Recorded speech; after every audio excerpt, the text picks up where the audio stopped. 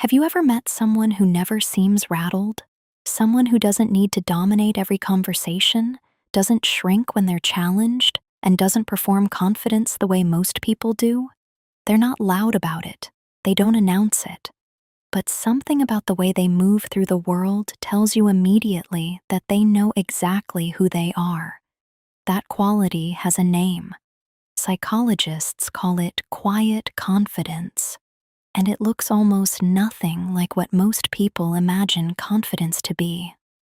Most people think confidence looks like boldness, volume, certainty worn visibly on the surface. But the research tells a different story. The people who score highest on genuine self-assurance tend to display the fewest outward markers of it. They don't need external validation to know their own worth. And that internal security produces a set of habits so consistent, so specific, that once you know what to look for, you'll start recognizing them everywhere.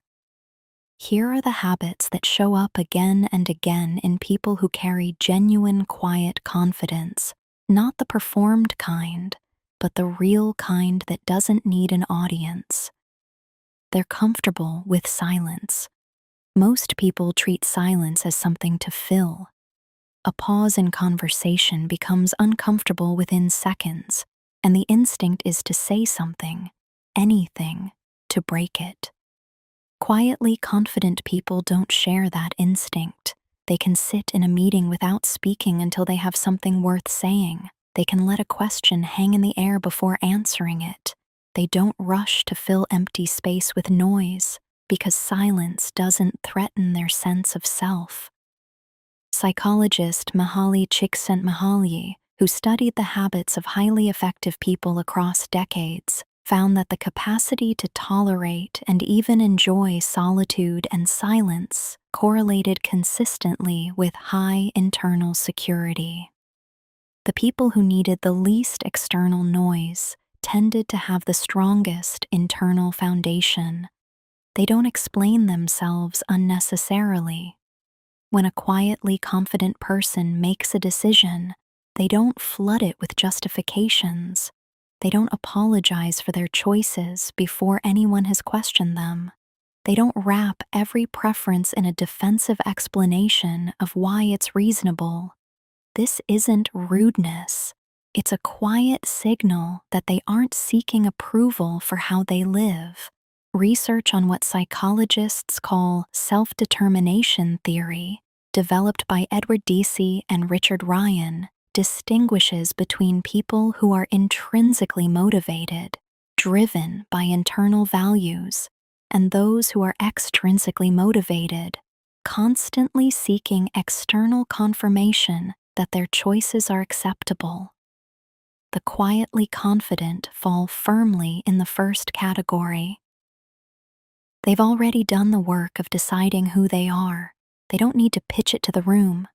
They change their minds easily and openly. This one surprises people.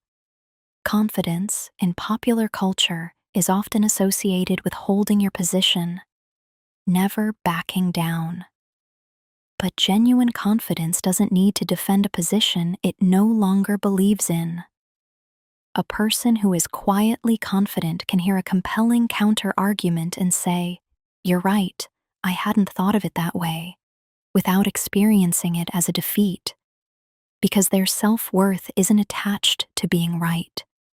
It's attached to something more stable than any single opinion. The research here is striking. Studies on intellectual humility, the capacity to recognize the limits of your own knowledge and update your views accordingly, consistently show that people with high self-esteem change their minds more readily than people with fragile or defensive self-esteem. The more secure someone is, the less threatened they feel by being wrong. They don't need to make others feel small. Insecure confidence, the kind that performs, often involves a subtle put-down, a correction that didn't need to be made, a joke at someone else's expense, an implicit comparison that places the speaker above the person they're talking to. Quiet confidence doesn't do this. Not because the person is unusually moral, but because they simply don't need to. When your sense of worth is internal, other people's perceived shortcomings don't make you feel taller. There's nothing to gain from the comparison. Psychologist Leon Festinger's work on social comparison theory showed that people engage in downward comparison, comparing themselves to those they perceive as worse off, primarily as a strategy to boost low self-esteem. People who don't need that boost don't reach for that tool. They set boundaries without drama. When a quietly confident person says no, they say it. They don't over-apologize. They don't invent elaborate excuses. They don't say yes and then quietly seethe. They simply decline, often without extensive explanation and without the energy spike of guilt or conflict that follows most people's boundary setting. This ability traces back to the same internal security. When your sense of self doesn't depend on other people's approval, disappointing someone doesn't feel like a collapse. It just feels like a choice you made. Research on assertiveness consistently shows that clear, calm boundary setting, as opposed to aggressive or passive-aggressive alternatives, correlates with higher self-reported well-being and lower chronic stress levels. They ask for help without discomfort. This one is perhaps the most counterintuitive. Many people associate asking for help with weakness, with an admission that they're not capable enough. Quietly confident people seem to have missed that memo. They ask questions openly, seek expertise readily, and admit when they don't know something without it appearing to cost them anything. Because it doesn't. Their self-worth isn't built on the appearance of knowing everything. It's built on something more durable than that. Research by organizational psychologist Adam Grant found that the people most willing to ask for help and admit ignorance were paradoxically perceived as more competent, not less, by the people around them. The security to say, "I don't know," reads as confidence to everyone in the room. They're not in a hurry to be understood. Most people, when misread or mischaracterized, feel an urgent pull to correct the record, to explain themselves, to make sure the other person sees them accurately. Quietly confident people feel this less. They can tolerate being misunderstood, not forever and not in every context, but they don't unravel when someone's impression of them is incomplete or wrong. They know who they are. That knowledge doesn't depend on everyone else sharing it.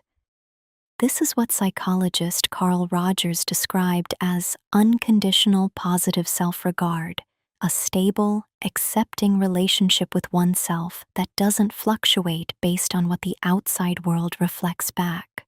They're genuinely interested in other people, the quietest indicator of all. Confident people listen more than they talk, not as a strategy, but because they're actually curious. They ask follow-up questions. They remember what you told them last time. They're not waiting for you to finish so they can talk about themselves. This ease with directing attention outward, rather than anxiously monitoring how they're coming across, is only possible when the inner voice is quiet. When you're not preoccupied with managing your own image, you have a lot of attention left over for the person in front of you. Quiet confidence isn't a performance. That's the whole point.